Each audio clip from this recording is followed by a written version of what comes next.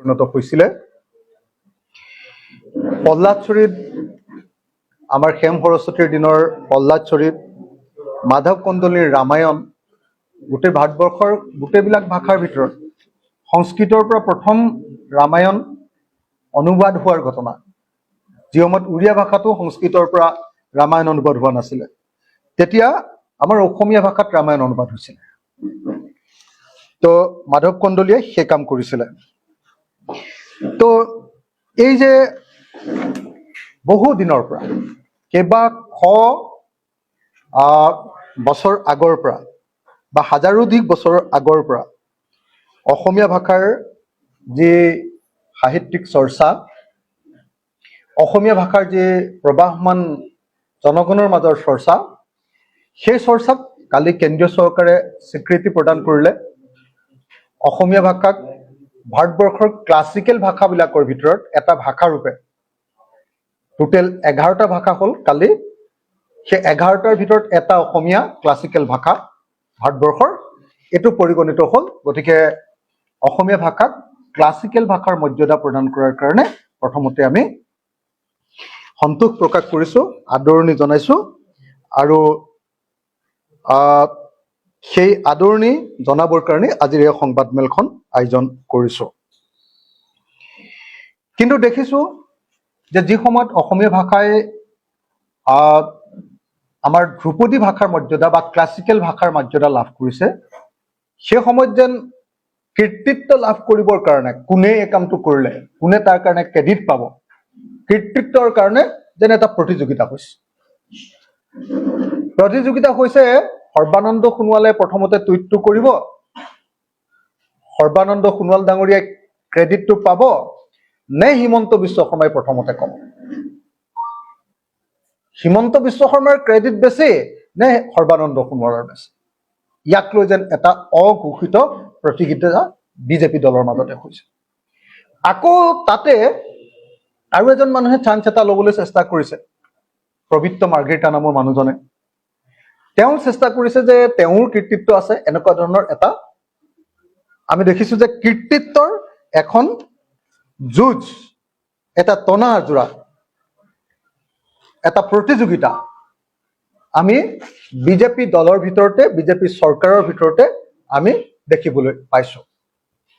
সেইকাৰণে এই মুহূৰ্তত আমি একদম স্পষ্ট ভাষাৰে ক'ব খুজিছোঁ যে অসমীয়া ভাষাই ক্লাছিকেল ভাষাৰ মৰ্যাদা বা ধ্ৰুপদী ভাষাৰ মৰ্যাদা পোৱাৰ কাৰণে কোনো ব্যক্তি বিশেষ কৃতিত্বৰ দাবীদাৰ কেতিয়াও হ'ব নোৱাৰে। প্ৰকৃত কৃতিত্ব অসমীয়া ভাষাৰ স্বমহিমা, স্বস্বীকৃতিৰে মহিয়ান আমাৰ অসমীয়া ভাষাটো। আমি সকলোৱে জানো যে ভাৰতৰ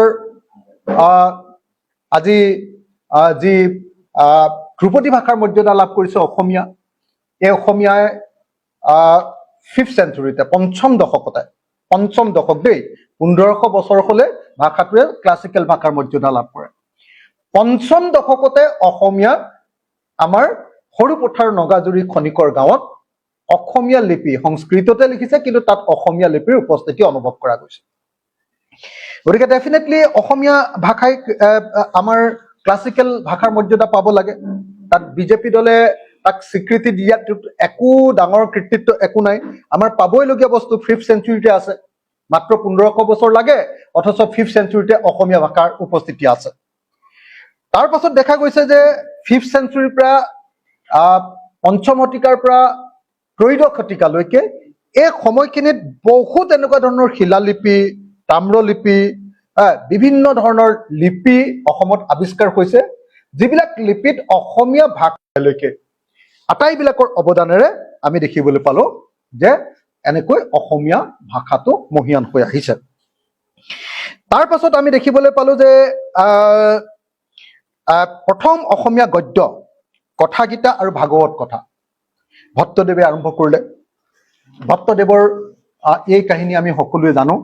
গতিকে এই গোটেইবিলাকৰ পৰা তাৰ পৰৱৰ্তী সময়ত লাহে লাহে চৰিত পুথিবিলাক আহিলে, বুৰঞ্জীৰ পাছত চৰিত পুথি আহিলে, তাৰপিছত গণিতৰ পুথি আহিলে, ঘোঁৰা নিদানবিলাক আহিলে, দৰঙৰ ৰজাৰ পৃষ্ঠপোষকতা আহিলে, মিছনেৰীবিলাকৰ অসমীয়া চৰ্চা আহিলে, আনন্দৰাম ঢেকিয়াল ফুকন আহিলে, গুণাভিৰাম বৰুৱা আহিলে, হেমচন্দ্ৰ বৰুৱা আহিলে, লক্ষ্মীনাথ বেজবৰুৱা আহিলে, চন্দ্ৰকুমাৰ আগৰৱালা আহিলে, হেমচন্দ্ৰ গোস্বামী আহিলে, পদ্মনাথ গোহাঁই বৰুৱা আহিলে, আমাৰ জ্যোতিপ্ৰসাদ আগৰৱালা আহিলে, আমাৰ বিষ্ণুপ্ৰসাদ ৰাভা আহিলে। এনেকৈ আমি দেখিবলৈ পালো যে অসমীয়া ভাষাৰ সাংঘাতিক ধৰণে, আৰু আটাইতকৈ ডাঙৰ কথা, আমাৰ ভূপেন হাজৰিকাই ইণ্টাৰনেশ্যনেল পৰ্যায়লৈ তেওঁ ইণ্টাৰনেশ্যনেল ষ্টেণ্ডাৰ্ডত অসমীয়া ভাষাৰ গীতি সাহিত্য চৰ্চা কৰিবলৈ ল'লে। এনেকুৱা পৰিস্থিতিত আমি ভাবো যে আজিৰ দিনটোত বিজেপি দলে যিবিলাক কথা কৈ আছে যে তেওঁলোকৰ কাৰণে অসমীয়া ভাষাই ক্লাছিকেল ভাষাৰ মৰ্যাদা লাভ কৰিলে, এইটো একেবাৰে পাতল এটা তৰল এটা দাবী। কৃতিত্বৰ এই টনাজোৰাত অসমীয়া ভাষাৰ মৰ্যাদা, অসমীয়া ভাষাৰ কৃতিত্বক আমি লঘু নকৰিবৰ কাৰণে বিজেপি দলক সকীয়াই দিছো। এতিয়া যি সময়ত বিজেপি দলে আমাৰ এই কথাবিলাকক লৈ কৃতিত্ব দাবী কৰি আছে, সেই সময়ত আমি বিজেপি দললৈ আজি কেইটামান প্ৰশ্ন, মুঠ আমি 11টা প্ৰশ্ন বিজেপিৰ কেন্দ্ৰীয় আৰু ৰাজ্য চৰকাৰলৈ 11টা প্ৰশ্ন কৰিবৰ কাৰণে এই সংবাদ মেল আয়োজন কৰিছো। আমাৰ 11টা প্ৰশ্ন মই এটা এটাকে গাই দিম, আৰু এই 11টা প্ৰশ্নৰ উত্তৰ যিসকলে কৃতিত্ব দাবী কৰিছে, হিমন্ত বিশ্ব শৰ্মা আৰু সৰ্বানন্দ সোণোৱাল, তেওঁলোকে এই 11টা প্ৰশ্নৰ উত্তৰ দিবৰ কাৰণে আমি ৰাইজৰ দলৰ তৰফৰ পৰা আহ্বান জনাইছো। আমাৰ প্ৰশ্ন কেইটা, 1 নম্বৰ প্ৰশ্নটো, বিজেপি চৰকাৰ আৰু বিজেপি দলে অসমত চলি থকা যি ভাষা ভিত্তিক জাতীয়তাবাদ, অসমীয়া ভাষাৰ ওপৰত ভিত্তি হোৱা জাতীয়তাবাদ, এই জাতীয়তাবাদক নৎসাত কৰিব খোজা নাইনে? অসমীয়া ভাষা ভিত্তিক জাতীয়তাবাদক তেওঁলোকে ধৰ্মভিত্তিক সাম্প্ৰদায়িক জাতীয়তাবাদলৈ অৱনমিত কৰা নাইনে? এই ধৰণে ৰাজনৈতিক মুনাফাৰ কাৰণে হিন্দু মুছলমানৰ খেল খেলিবৰ কাৰণে বিজেপি দল আৰু চৰকাৰে অসমীয়া ভাষাটোক, ভাষাভিত্তিক জাতীয়তাবাদক ধ্বংস কৰি অসমীয়া ভাষাটোৰ প্ৰতি প্ৰত্যাহ্বান অনা নাইনে? গতিকে আমি বিজেপি দল আৰু চৰকাৰক ভাষাভিত্তিক জাতীয়তাবাদৰ পৰিৱৰ্তে ধৰ্মভিত্তিক জাতীয়তাবাদ, ধৰ্মীয় জাতীয়তাবাদৰ কাৰণে যি ধৰণে জাতিটোক লৈ যোৱা হৈছে তাৰ পৰা আঁতৰি আহিবৰ কাৰণে প্ৰথমতে আহ্বান জনালো। যদি তেওঁলোকে সঁচাকে অসমীয়া ভাষাক ভাল পায় তেতিয়াহ'লে এই কাম কৰক। নম্বৰ 2, কোন চৰকাৰৰ দিনত কাৰ জৰিয়তে ধৰ্মৰ ভিত্তিত হিন্দু বাংলাদেশী সংস্থাপন দি অসমীয়া ভাষাৰ প্ৰতি চিৰদিনৰ কাৰণে সংকট নামাই আনাব খোজা হৈছে? কোন চৰকাৰে? বিজেপি চৰকাৰৰ দিনতে হিন্দু বাংলাদেশী সংস্থাপন দি অসমীয়া ভাষাক চিৰদিনৰ কাৰণে সংকটলৈ নমাই অনা নাইনে? যদি সঁচাকৈ তেওঁলোকে অসমীয়া ভাষাক ভাল পায় তেতিয়াহ'লে অসমীয়াক সংখ্যালঘু কৰিব খোজা কা আইনখন বাতিল কৰিবনে? আমি কাক বাতিল কৰিবৰ কাৰণে বিজেপিক আহ্বান জনাইছো। এইটো হ'ল আমাৰ দ্বিতীয় প্ৰশ্ন। তৃতীয়, কাৰ দিনত অসমীয়া মাধ্যমৰ বিদ্যালয়বিলাক এফালৰ পৰা বন্ধ হৈছে? বিজেপি চৰকাৰৰ 8টা বছৰৰ কাৰ্যকালত অসমত 11,000খন অসমীয়া মাধ্যমৰ বিদ্যালয় বন্ধ হৈ যোৱা নাইনে? এখন দুখন নহয় দে, 11,000খন অসমীয়া মাধ্যমৰ বিদ্যালয় বন্ধ হৈ গৈছে কাৰ দিনত? বিজেপি চৰকাৰৰ দিনত নহয়নে? গাঁৱৰ পাছত গাঁৱৰ স্কুলবিলাকত বিজেপি চৰকাৰৰ দিনত অসমীয়া মাধ্যমৰ বিদ্যালয়বিলাকত, মাতৃভাষাৰ বিদ্যালয়বিলাকত তলা ওলমা নাইনে বাৰু? অসমীয়া ভাষাক যদি সঁচাকৈ বিজেপি দলে আৰু চৰকাৰে ভাল পায় তেতিয়াহ'লে অসমীয়া মাধ্যম বন্ধ কৰাৰ এই নীতি বন্ধ অসমত হ'বনে? বন্ধ হোৱা 11,000 স্কুল পুনৰ খুলিবনে? এইটো হ'ল আমাৰ তৃতীয় প্ৰশ্ন। আমাৰ চতুৰ্থ প্ৰশ্ন, কোন চৰকাৰে অসমীয়া ভাষাৰ মাধ্যমত পঢ়িলে ডাক্তৰ ইঞ্জিনিয়াৰ হ'ব নোৱাৰিব বুলি ঘোষণা কৰিছে? কোনে? সেই মানুহজন মুখ্যমন্ত্ৰী হিমন্ত বিশ্ব শৰ্মা নহয়নে? মুখ্যমন্ত্ৰী হিমন্ত বিশ্ব শৰ্মাই অসমীয়া মাধ্যমত পঢ়িলে কোনেও ডাক্তৰ ইঞ্জিনিয়াৰ হ'ব নোৱাৰিব। তাৰ কাৰণে পঞ্চম আৰু ষষ্ঠ শ্ৰেণীৰ পৰা ইংৰাজী মাধ্যমত গণিত আৰু বিজ্ঞান চৰ্চাৰ এই থিয়ৰী কোনে উলিয়াইছিলে?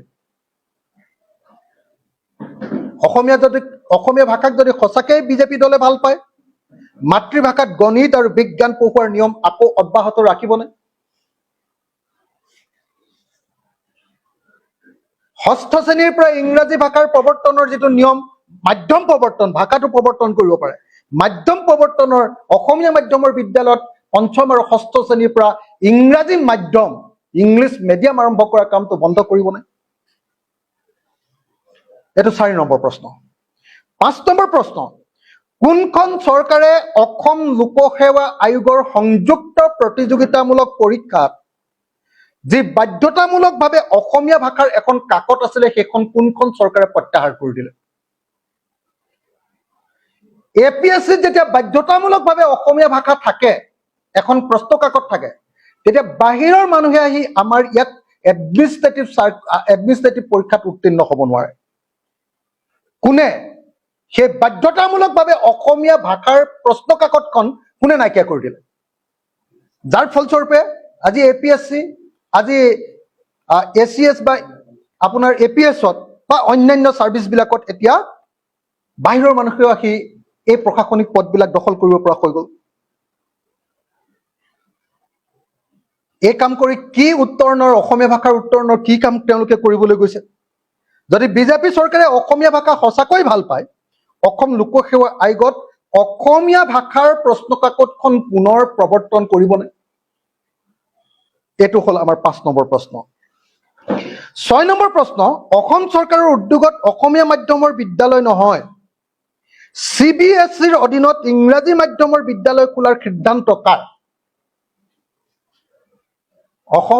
অসমীয়া মাধ্যমৰ ভাল বিদ্যালয় খুলিব খোজা নাই, অসমীয়া মাধ্যমৰ বিদ্যালয়খন ইংৰাজী মাধ্যমলৈ ৰূপান্তৰ কৰি তাক CBSEৰ অধীনলৈ নিবৰ কাৰণে এই বিজেপি চৰকাৰে সিদ্ধান্ত লোৱা নাইনে? বিজেপি চৰকাৰে ইংৰাজী ভাষাৰ বিকাশৰ কাৰণে এই কাম কৰিছে নে অসমীয়া ভাষাৰ বিকাশৰ কাৰণে এই কাম কৰিছে? যদিহে অসমীয়া ভাষাক ভাল পায়, অসমীয়া মাধ্যমৰ বিদ্যালয় চৰকাৰে ইংৰাজী মাধ্যমলৈ সলনি কৰাটো বন্ধ কৰিবনে? এইটো হ'ল আমাৰ 6 নম্বৰ প্ৰশ্ন। 7 নম্বৰ প্ৰশ্ন, ভাৰতৰ কোন মুখ্যমন্ত্ৰীৰ পৰিয়ালে নিজৰ ৰাজ্যৰ মাতৃভাষাত নহয়, অসমীয়াত নহয়, ইংৰাজী মাধ্যমৰ ব্যক্তিগত খণ্ডৰ আন্তঃৰাষ্ট্ৰীয় বিদ্যালয় প্ৰতিষ্ঠা কৰিছে? কোনজন মুখ্যমন্ত্ৰী? তেখেত হিমন্ত বিশ্ব শৰ্মা নকয়নে বিজেপিৰ মুখ্যমন্ত্ৰী? অসমীয়া ভাষাই ধ্ৰুপদী ভাষাৰ মৰ্যাদা পোৱাৰ পাছত মুখ্যমন্ত্ৰীৰ পৰিয়ালৰ বন্দা ইণ্টাৰনেশ্যনেল স্কুলৰ মাধ্যম ইংৰাজীৰ পৰিৱৰ্তে অসমীয়া হ'বনে এতিয়া? তাকো যদি নকৰে, বিদ্যালয়খনত ধ্ৰুপদী অসমীয়া ভাষা পঢ়ুৱাটো এখন পেপাৰ হিচাপে পঢ়ুৱাটো বাধ্যতামূলক কৰিবনে বন্দা ইণ্টাৰনেশ্যনেল মুখ্যমন্ত্ৰীৰ বিদ্যালয়? এইটো হ'ল 7 নম্বৰ প্ৰশ্ন। 8 নম্বৰ প্ৰশ্ন, কোনখন চৰকাৰৰ দিনত অসমীয়া মাধ্যমৰ প্ৰাথমিক বিদ্যালয়ত বহিৰাজ্যৰ হিন্দী ভাষিক শিক্ষকৰ নিযুক্তি দিয়া আৰম্ভ হ'ল?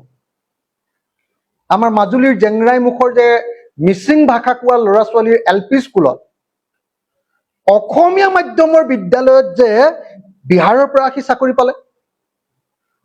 আমাৰ কাকপথাৰৰ যে ডিৰাকত অসমীয়া মাধ্যমৰ বিদ্যালয়ত যে বহিৰাজ্যৰ পৰা হিন্দী কোৱা মানুহ আহি ডাইৰেক্টলি তাত যে শিক্ষক নিযুক্তি দিলে,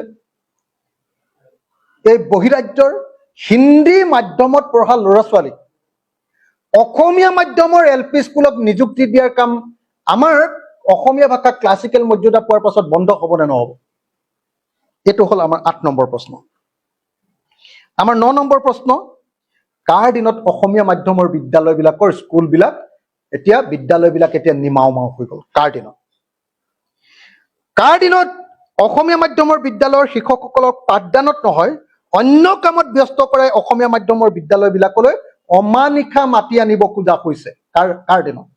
বিজেপি চৰকাৰৰ দিনত হয়নে নহয়? কোনজন মুখ্যমন্ত্ৰীয়ে 10 বছৰৰ পাছত অসমীয়া মাধ্যমৰ চৰকাৰী বিদ্যালয় নাথাকিব বুলি কৈ অসমীয়া মাধ্যমলৈ সংকট নমাই আনিছে? অসমৰ মুখ্যমন্ত্ৰী হিমন্ত বিশ্ব শৰ্মাই 10 বছৰৰ পাছত অসমীয়া মাধ্যমৰ বিদ্যালয় নাথাকিব বুলি কোৱা নাছিলেনে? অসমীয়াক ধ্ৰুপদী ভাষাৰ মৰ্যাদা দিয়াৰ পাছত এতিয়া অসমীয়া মাধ্যমৰ বিদ্যালয়বিলাকৰ অৱস্থা ভাল হ'বনে? এইটো হ'ল আমাৰ 9 নম্বৰ প্ৰশ্ন। একেই 9 নম্বৰ প্ৰশ্নত কৈছো যে কোন চৰকাৰৰ দিনত ভেঞ্চাৰ স্কুল চৰকাৰীকৰণ আৰু কেতিয়াও নহ'ব বুলি আইন প্ৰণয়ন কৰা হ'ল? কোন চৰকাৰৰ দিনত? কোনোদিন আৰু ভেঞ্চাৰ স্কুল কেতিয়াও আৰু চৰকাৰীকৰণ নহ'ব বুলি কোন চৰকাৰৰ দিনত অসমীয়া মাধ্যমৰ ভেঞ্চাৰ স্কুলবিলাক, মাতৃভাষাৰ ভেঞ্চাৰ স্কুলবিলাক, অপ্ৰাদেশিকৃত বিদ্যালয় কেতিয়াও চৰকাৰে নলয় বুলি কোন চৰকাৰৰ দিনত সিদ্ধান্ত লয়? এতিয়া অসমীয়াক ধ্ৰুপদী ভাষাৰ স্বীকৃতি দিয়াৰ পাছত সেইবিলাক স্কুল আকৌ গ্ৰহণ কৰিবনে? ভেঞ্চাৰ স্কুলবিলাক আকৌ চৰকাৰীকৰণ হ'বনে? এইটো আমাৰ 9 নম্বৰ প্ৰশ্ন। 10 নম্বৰ প্ৰশ্ন হ'ল ভাৰতৰ কোন মুখ্যমন্ত্ৰীয়ে ছ'চিয়েল মিডিয়াত নিজৰ মাতৃভাষাতকৈ ইংৰাজী আৰু হিন্দী ভাষাক অধিক গুৰুত্ব দি নিজৰ ৰাজনৈতিক কেৰিয়াৰ বনাবলৈ চেষ্টা কৰে, তৈয়াৰ কৰিবলৈ চেষ্টা কৰে?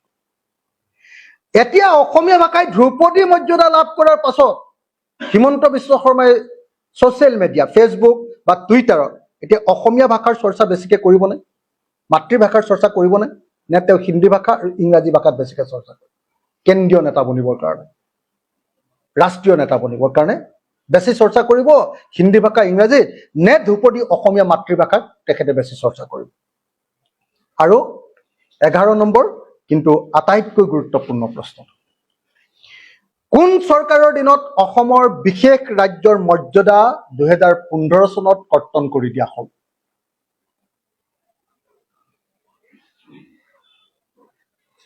অসমীয়াক আটাইতকৈ অৰ্থনৈতিকভাৱে মাধমাৰ দিয়া আটাইতকৈ ডাঙৰ কামটো ইতিহাসত কোনে কৰিলে? বিজেপি চৰকাৰৰ নৰেন্দ্ৰ মোদীয়ে 2015 চনত অসমৰ বিশেষ ৰাজ্যৰ মৰ্যাদা কৰ্তন কৰি এই কাম কৰিলে। এতিয়া যিটো জাতিৰ নিজৰ ভাষাটো ক্লাছিকেল ভাষা, আবহমান কালৰ পৰা যিটো জাতিয়ে নিজক এই অঞ্চলত মানে নিজৰ ভাষা, নিজৰ সংস্কৃতি সহকাৰে আগবাঢ়ি গৈ আছে, সেই জাতিটোক 1969 চনৰ পৰা দি থকা যিটো বিশেষ ৰাজ্যৰ মৰ্যাদা, অসমৰ কাৰণে সেই বিশেষ ৰাজ্যৰ মৰ্যাদা পুনৰ ঘূৰাই দিবনে? এই 11টা প্ৰশ্ন আমি আজিৰ দিনটোত অসম চৰকাৰ আৰু কেন্দ্ৰীয় চৰকাৰলৈ প্ৰেৰণ কৰিছো। মই আকৌ কৈছো, অসমীয়া ভাষাক ধ্ৰুপদী মৰ্যাদা দিয়াৰ কৃতিত্ব আমি কোনো পলিটিচিয়ানক দিয়াৰ কোনো প্ৰয়োজন নাই। এয়া অসমীয়া ভাষাৰ স্বমহিমা, স্বকৃতিত্ব। হাজাৰ বছৰ ধৰি অসমীয়া সাহিত্যৰ কাণ্ডাৰীসকলে কৰা নিৰলস সাধনা আৰু অসমীয়া ভাষী লোকসকলে কৰা নিৰন্তৰ চৰ্চাৰ ফল আমি কালি লাভ কৰিছো। তাৰ কাৰণে মোদী বা তাৰ কাৰণে হিমন্ত বিশ্ব শৰ্মা, তাৰ কাৰণে সৰ্বানন্দ সোণোৱাল বা অন্য কাকো আমি কৃতিত্ব দিয়াৰ কোনো প্ৰয়োজন নাই। বৰং এই কৃতিত্বৰ অধিকাৰী হ'ল অসমীয়া ভাষাৰ চৰ্চা কৰি থকা প্ৰত্যেকজন খাঁটি অসমীয়া মানুহৰ, আৰু এই কৃতিত্বৰ অধিকাৰী হ'ল নিৰন্তৰভাৱে অসমীয়া ভাষাৰ সাধনা কৰি থকা সেই সাহিত্যিক আৰু শিল্পীসকল। আমি আশা কৰোঁ যিসকলে অসমীয়া ভাষাক ক্লাছিকেল লেংগুৱেজ মৰ্যাদা দিবৰ কাৰণে যিসকলে হাতে কামে কাম কৰিছিলে, যিসকলে এক্সপাৰ্টে কাম কৰিছিলে, সেই এক্সপাৰ্টসকলক কৃতিত্ব প্ৰদান কৰা হওক, যিসকলে কাম কৰিছিল। কিন্তু যিসকলে এতিয়া হৈ যোৱা কামটোত, হৈ যোৱা আঞ্জাত নিমখ দি, আনে ৰান্ধি থোৱা আঞ্জাখনত নিমখ দি কৃতিত্ব দাবীদাৰ কৰি বিজেপিৰ নিৰ্বাচনী সফলতা লাভৰ অংশীদাৰ কৰিব খুজিছে, তাক আমি কেতিয়াও মানি ল'ব নোৱাৰো। অবাবত কৃতিত্ব লোৱাৰ প্ৰতিযোগিতাও বন্ধ হওক অসমীয়া ভাষাৰ পৰা, আৰু দিয়াৰ প্ৰতিযোগিতাও বন্ধ কৰক। বহুতক আমি দেখিছো, সংবাদ মাধ্যম বা অন্য কোনোবাই আমি দেখিছো যে বহুতে এই জাতিদ্ৰোহীবিলাকক, যিবিলাকে অসমীয়া ভাষাৰ বিৰুদ্ধে এটাৰ পাছত এটা বেয়া কাম কৰিছে, আমি 11টা তেনেকুৱা উদাহৰণ দি দিম, ইটোৰ পিছত সিটো অসমীয়া ভাষা বিৰোধী কাম কৰিছে, সেই জাতিদ্ৰোহীহঁতক এতিয়া জাতিপ্ৰেমী সজাব খুজিছে এই ক্লাছিকেল ভাষাৰ মৰ্যাদা দিয়াৰ নামত। এইটো কেতিয়াও নহ'ব। যিসকল অসম বিদ্বেষী, যিসকল বিজেপি আৰু বিজেপি চৰকাৰ, সেই বিজেপি চৰকাৰ, অসম বিদ্বেষী চৰকাৰ আৰু দলক এই সুযোগতে কি কৰিব কৈছে, বহুতে অসম প্ৰেমী সজাবৰ কাৰণে উঠি পৰি মিলাই দিছে। এইটো নহ'ব, এইটো কোনো পধ্যে দিব নোৱাৰে। কেন্দ্ৰীয় কেবিনেটে অসমীয়াক ক্লাছিকেল ভাষাৰ মৰ্যাদা দিলে বুলিয়ে জাতিদ্ৰোহী বিজেপি দল আৰু চৰকাৰ ধোৱা তুলসীৰ পাত নহয়, এতিয়াও পাত হ'ব নোৱাৰে। বৰং এই চৰকাৰে পদে পদে অসমীয়া ভাষা ধ্বংস কৰিবৰ কাৰণে, অসমীয়া ভাষা লুপ্ত কৰিবৰ কাৰণে, অসমীয়া ভাষাৰ মৰ্যাদা হানি কৰিবৰ কাৰণে, অসমীয়া ভাষাক বিলুপ্ত কৰিবৰ কাৰণে এটাৰ পাছত এটা সিদ্ধান্ত গ্ৰহণ কৰি আহিছে। গতিকে আমি আকৌ কওঁ যে ধ্ৰুপদী মৰ্যাদা পোৱাটো অসমীয়া ভাষাৰ স্বকৃতিত্ব। এই মৰ্যাদা আনুষ্ঠানিকভাৱে ঘোষণা কৰিছে অসম বিদ্বেষী বিজেপিয়ে, আৰু অসম বিদ্বেষী বিজেপিয়ে এই আনুষ্ঠানিক ঘোষণা কৰিয়ে কেতিয়াও অসম প্ৰেমী হ'ব